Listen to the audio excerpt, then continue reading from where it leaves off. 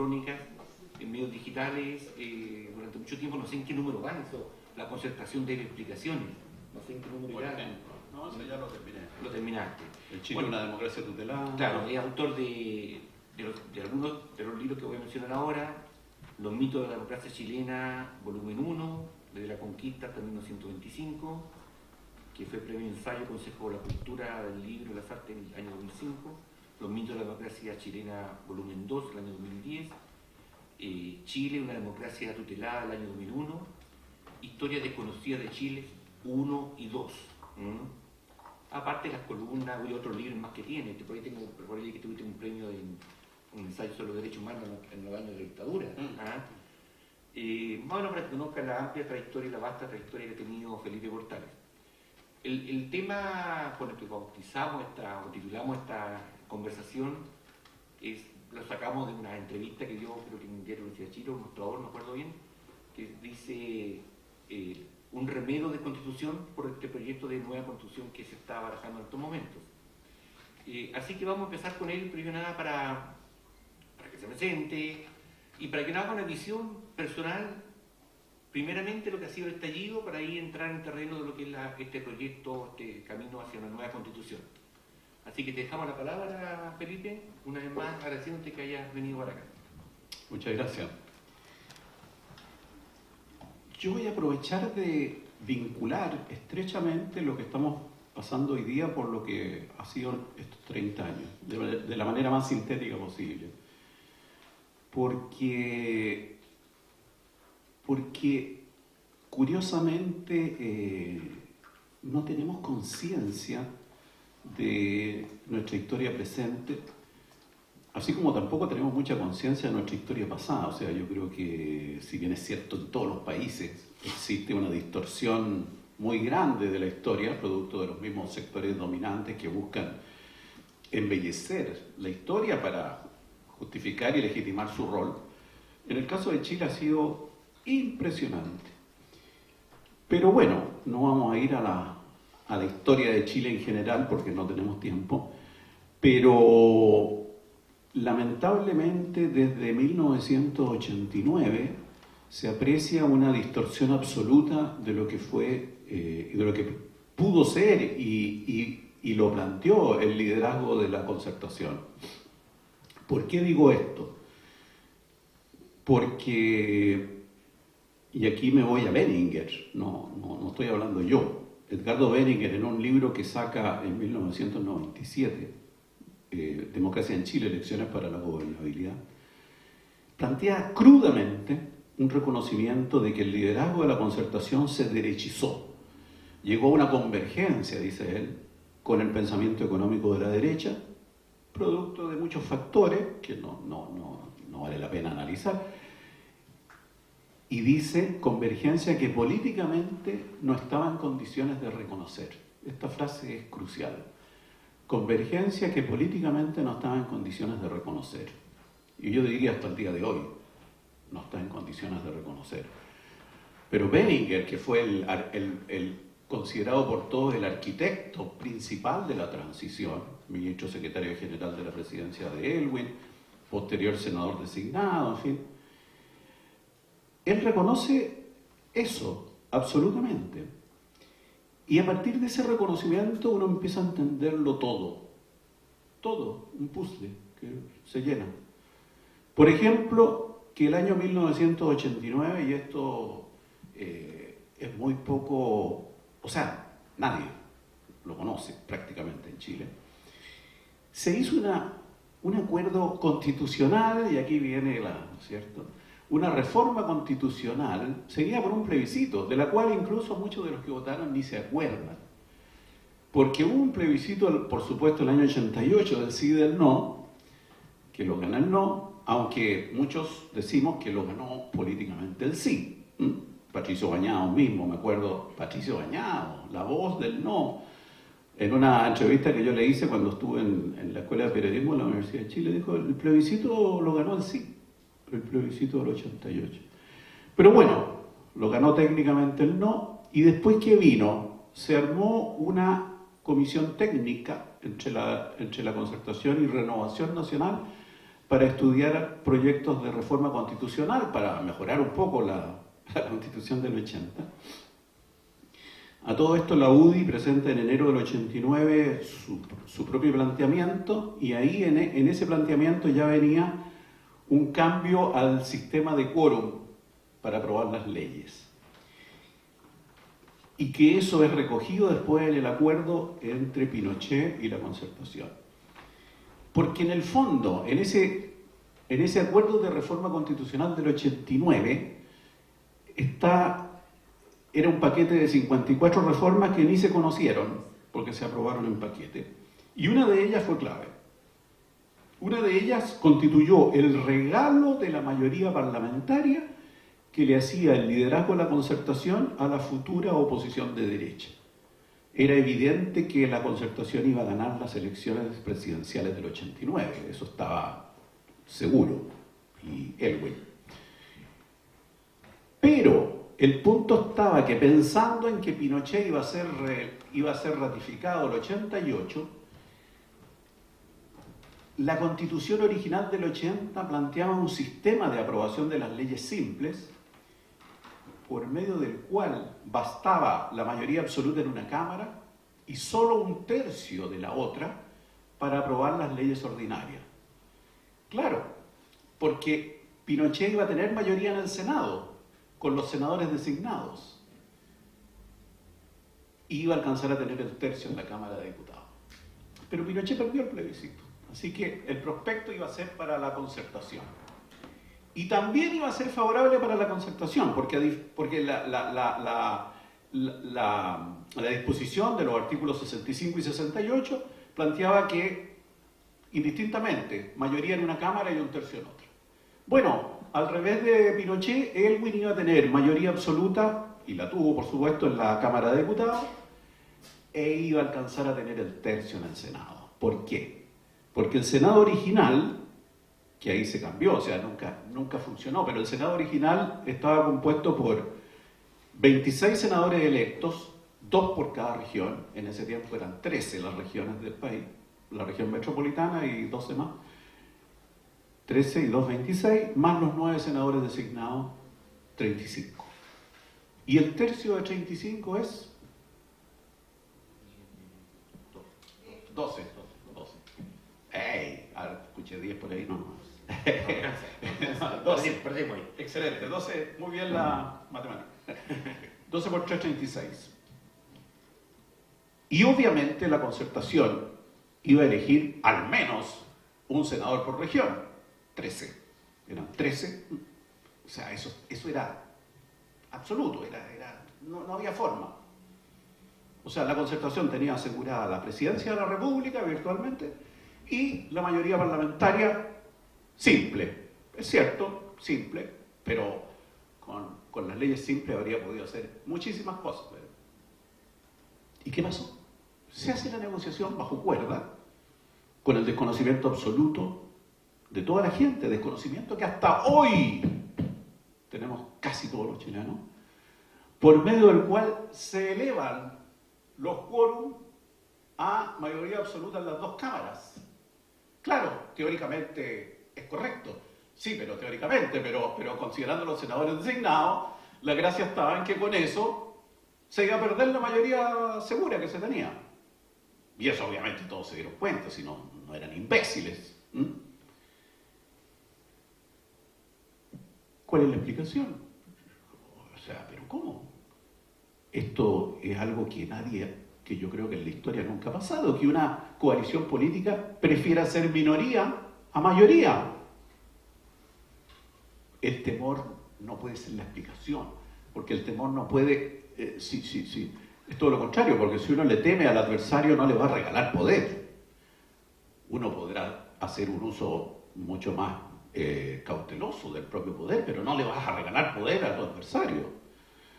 Y por otro lado, pensar que Pinochet iba a poder hacer un golpe a mediados del 89, cuando todo indica que trató de hacerlo el 5 de octubre en la noche y no pudo, porque no tuvo respaldo de nadie, menos iba a poder hacerlo a mediados del 89, pues en el escenario internacional y etcétera, nacional. O sea, ¿y por qué? Porque porque la Concertación no quería cambiar su constitución.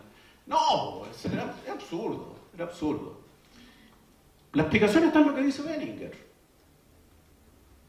Como liderazgo de la Concertación había llegado a una convergencia con la derecha que políticamente no podía reconocer, a ese liderazgo le convenía entonces no tener mayoría parlamentaria para no tener que estar desnudo ante sus bases diciéndoles que no, porque ya no.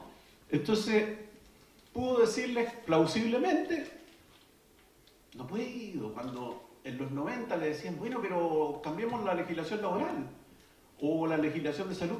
Sí, pero no puedo, no tengo mayoría parlamentaria. Y era cierto, pero lo que no decían era que no la tenían porque la había regalado. Un detalle fundamental. Sí, ese es el gran pecado original de la Concertación, que todavía no se descubre.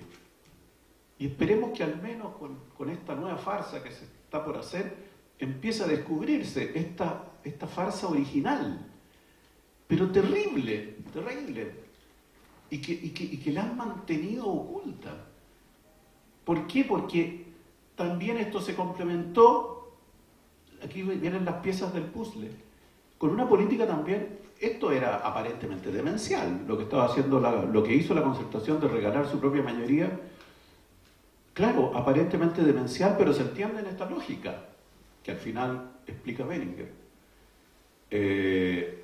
Y esto fue complementado por muchas cosas, pero sobre todo por una que es también aparentemente demencial, que es que la Concertación destruyó todos sus medios de comunicación en la década de los 90. Y esto no fue producto del mercado, eso es falso. Juan Pablo Cárdenas, Patricia Verdugo, que en paz descanse, y Farideh Serán también han denunciado que hubo políticas activas de los gobiernos de la Concertación destinados a destruir los medios de comunicación afines a la Concertación, como a través de la mantención de la discriminación del avisaje estatal. Por supuesto que Pinochet le discriminó el avisaje estatal, obvio, natural. La Concertación siguió manteniendo la discriminación del avisaje estatal. Segundo, el gobierno de Aylwin amenazó al gobierno holandés de que si le seguía haciendo efectivos sus apoyos financieros a estos medios, se iban a resentir seriamente las relaciones, porque ya no había dictadura, ya estábamos en democracia. Y además que ellos lo iban a ayudar. No necesitaban al gobierno holandés estos medios, sino que ellos. Mentira, nunca les ayudaron. Otro mecanismo que usaron fue hacer que personeros concertacionistas compraran ciertos medios como Análisis y los cerraron poco después. El hecho es que todos los medios de comunicación escritos de la Concertación desaparecieron en los 90, algo insólito y que tampoco merece consideración de los analistas políticos, etcétera, etcétera, etcétera.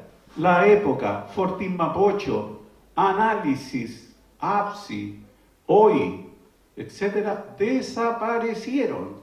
Lo que Pinochet no pudo hacer lo hicieron los gobiernos de la Concertación. Y nuevamente la pregunta, ¿pero por qué?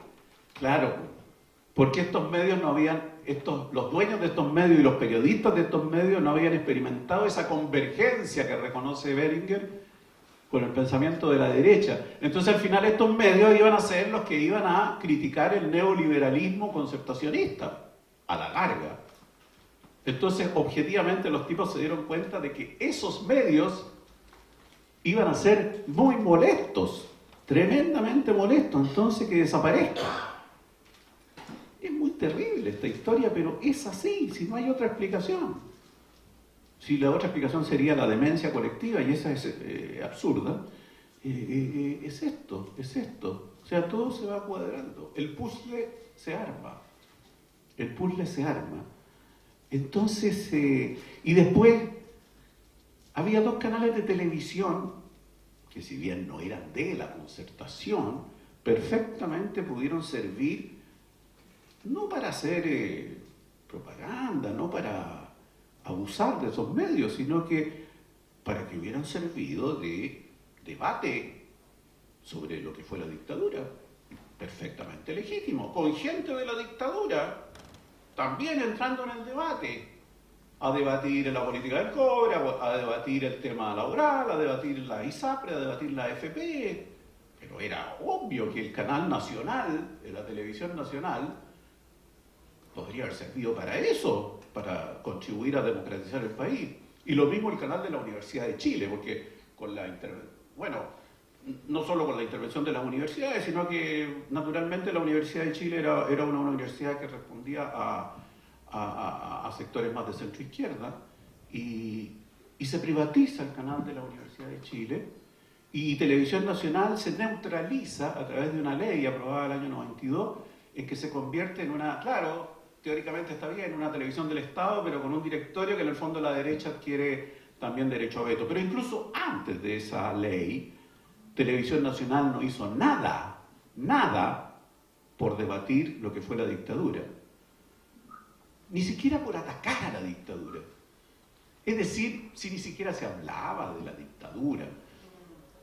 Si ustedes recuerdan, durante la primera década estaba prohibido, no por ley, hablar de dictadura. Me acuerdo una vez cuando estuve conversando con el pobre Augusto Góngora, que está bastante, lamentablemente, afectado por un Alzheimer. ¿Se acuerdan de Augusto Góngora? Sí. Y yo recuerdo que en algún momento, a fines de los 90, no sé, lo veo en televisión también, creo que ya después de que había dejado la dirección era director de programación. Y le pregunto, y él dice, bueno, pero yo en el gobierno militar. Entonces yo me acuerdo que poco después en el Clavel, y me acuerdo que estaba con él, y, oye, yo te vi, ¿y tú por qué hablaste del gobierno militar? Mira, me dijo, sí, que yo iba a decir dictadura, pero algo en mi cerebro me dijo que no podía. Estamos hablando de haber sido el año 98, por ahí.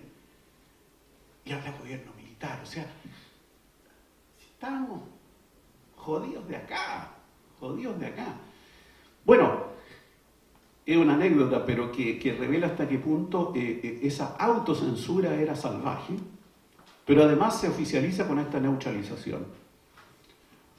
¿Para qué hablamos del caso Clarín? Que no sé si ustedes algo conocen, en que los gobiernos de la Concertación se empeñaron con dientes y muelas en impedir que se le devolviera el diario Clarín que le fue confiscado a Víctor Pey, en circunstancias que ya no existía, ya habían destruido, entre comillas, la época y Fortín Mapocho, así que ya estaba el duopolio en regla, el Mercurio la Tercera, y los gobiernos de la Concertación luchando con todo para evitar que el Tribunal Internacional le diera la razón a Víctor Pey, y al final lo lograron. Entonces uno dice, ¿pero cómo? ¿Pero qué pasó en Chile? Pasó esto, pasó que el liderazgo de la Concertación se convirtió en un liderazgo de derecha, pero que no podía reconocerlo. Entonces ha seguido manteniendo un discurso de centro-izquierda permanente y una conducta de derecha permanente. Y eso han sido los 30 años, por eso es que fue bien notable eso. No son 30 pesos, son 30 años.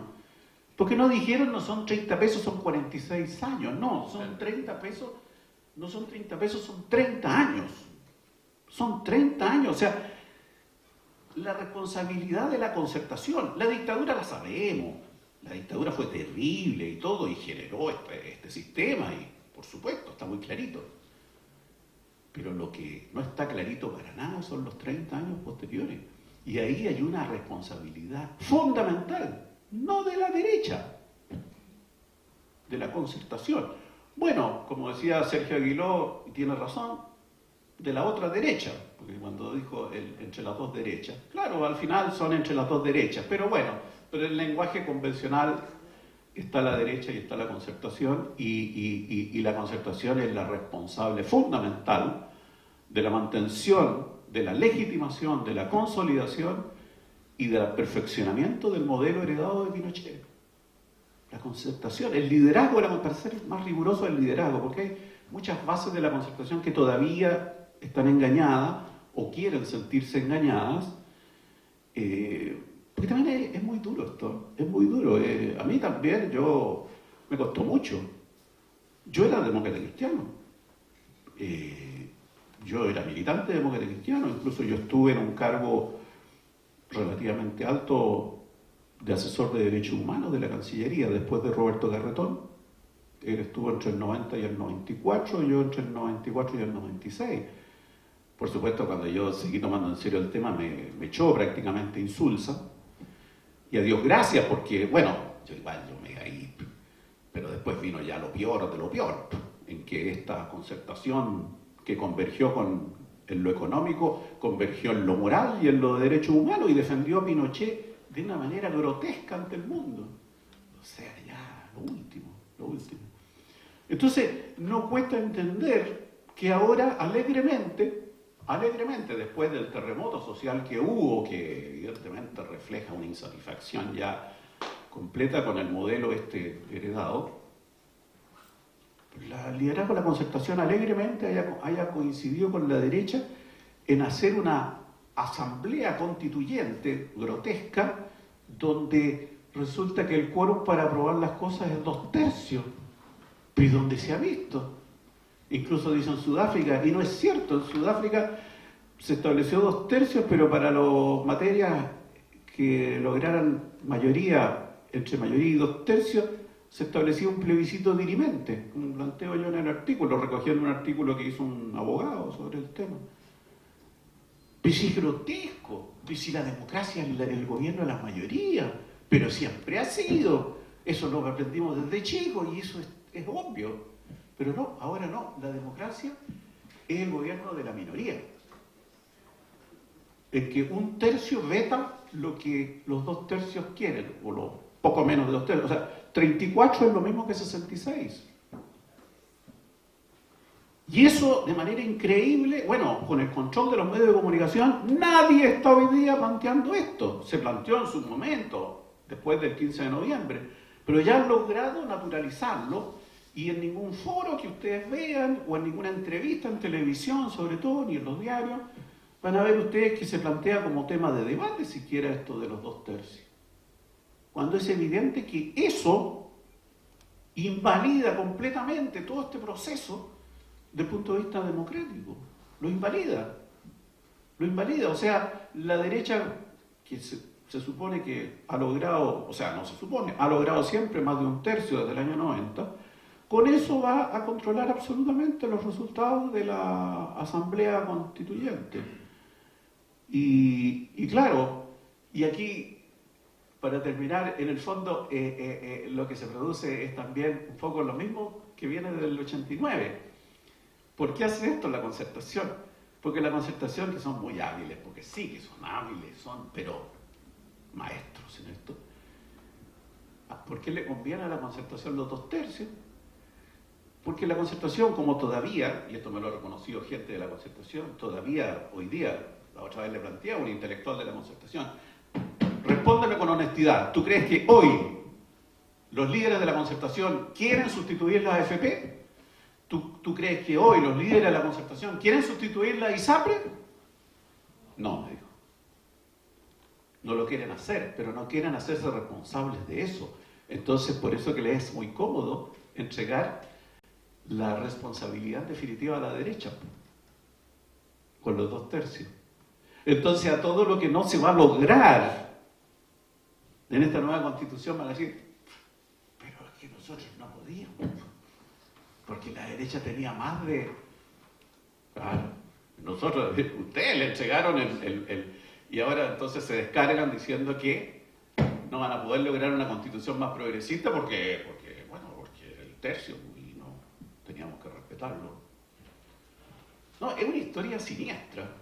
Es una historia siniestra que se remonta desde el 89, está absolutamente vigente hoy y que va a seguir, todo indica, por lo menos 1 o 2 años más. Y bueno, esperemos que la gente se vaya dando cuenta de esto, pero hay que vencer una autocensura salvaje y esa es nuestra tarea, pienso yo. Gracias. Tú en una entrevista el 11 de noviembre, 9 de noviembre, parece el día 11 de Chile, antes del acuerdo, te decía que la clase política está deslegitimada para poder tomar ellos este camino de cambio. Y sin embargo, 4 días después se consumó eso que tú decías que era imposible. ¿Qué perspectivas ves ahora que ya está instalado este nuevo consenso y para el resto de la población? ¿Qué perspectivas ves a futuro con este escenario nuevo que ya está como tú dices, ya todos lo aceptan como que es lo que hay? Yo creo que lo que hay que hacer es simplemente denunciar todo lo que han sido estos 30 años y lo que está haciendo este proceso hoy. Y no darle importancia siquiera, yo diría, porque nosotros somos tan electoralistas que, no, ya, pero ¿qué vamos a hacer ahí? Da lo mismo, si quiere vaya a votar y si no quiere no vaya a votar, si da lo mismo. O sea, esto no va a cambiar porque uno vote así o vote allá. O sea, es irrelevante, pero hay que aprovechar este proceso para hacer una denuncia persistente de toda esta siniestra historia de los 30 años.